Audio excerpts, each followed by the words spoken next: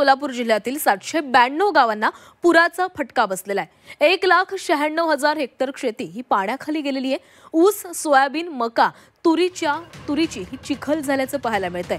पाऊस आणि पुरामध्ये जिल्ह्यामध्ये 8 जणांचा बळी गेलेला आहे। सोलापूर जिल्ह्यामध्ये महापूर आणि अतिवृष्टीमुळे मोठं नुकसान झालेलं आहे। सीना नदीला आलेल्या भीषण महापुरामुळे शेतकऱ्यांचं अक्षरशः कंबरड मोडलंय।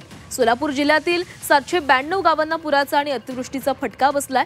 पाऊस आणि पुरामुळे जिल्ह्यात 8 जणांचा मृत्यू झाला असून 156 जनावरं दगावलेली आहेत, तर जिल्ह्यामध्ये 1,96,561 हेक्टर शेती पिकांची राखरांगोळी झाली आहे। यामध्ये 2,23,661 शेतकरी बाधित झाले।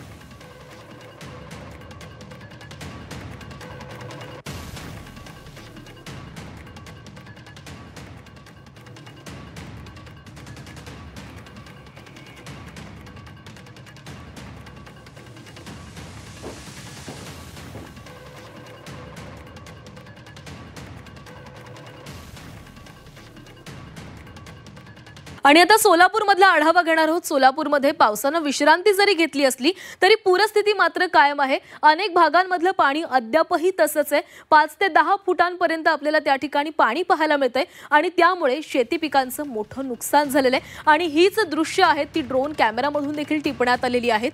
हे पुराचं भयान वास्तव या दृश्यांमधून पाहायला मिळतंय। शेकडो गावं ही पुराच्या पाण्यामध्ये आहेत। पुराचा वेढा या सगळ्या गावांना बसलेला आहे।